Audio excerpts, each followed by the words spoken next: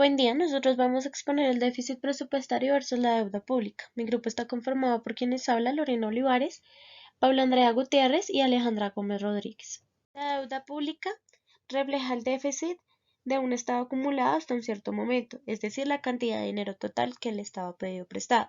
Se materializan títulos como las letras del Tesoro o los bonos y constituye una importante fuente de financiación para los países, donde podemos observar acá un ejemplo. Un país desea construir un parque para niños por valor de 100 millones de pesos, pero no cuenta con el dinero, por lo cual emite letras del Tesoro por valor de 10 millones de pesos cada una, prometiéndole a los inversores que obtendrán 11 millones de pesos, el 10% de lo que invirtieron.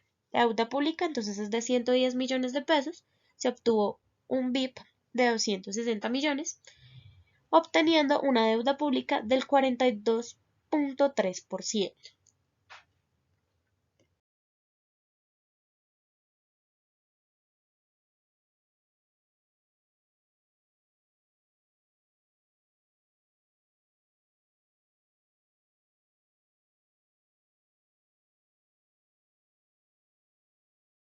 En esta diapositiva podemos observar el ranking de la deuda del año 2019, donde Japón ocupa el primer lugar teniendo un 237% de BIP.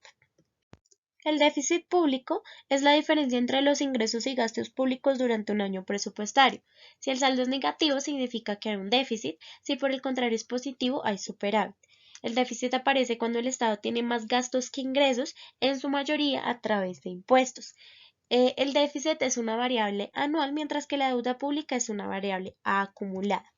Acá también podemos ver un ejemplo en donde para el año 2019 un país tuvo un BIP de 300 millones de pesos, ingresos por 200 millones y gastos por 250.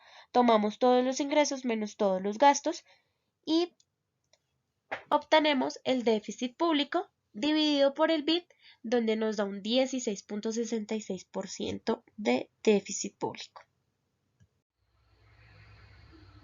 Déficit público versus deuda pública.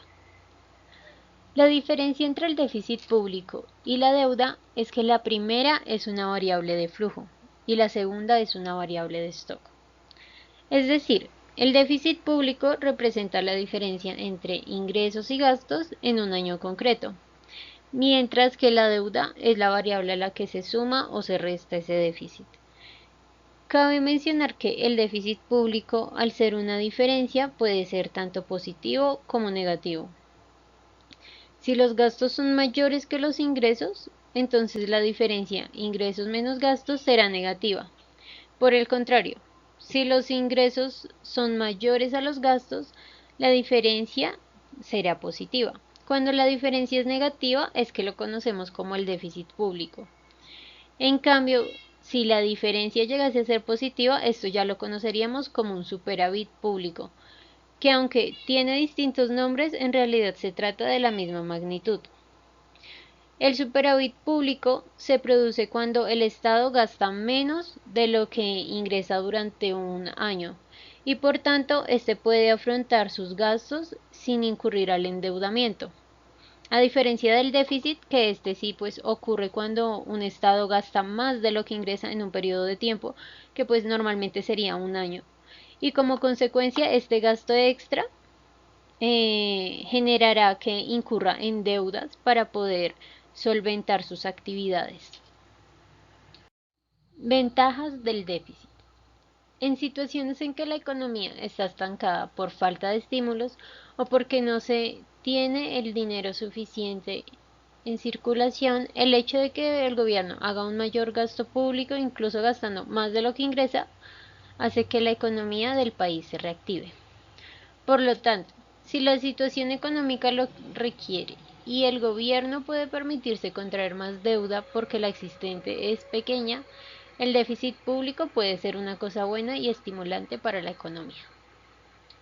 La deuda superior puede hacer que al gobierno le cueste más financiarse. Fue el economista inglés John Maynard Keynes el que propuso este tipo de política y ha sido muy usada en los años 70 en adelante. Ventajas del déficit. Cuando la deuda de un país es muy elevada, el déficit público se convierte en un problema, ya que el gobierno no debería contraer más deuda.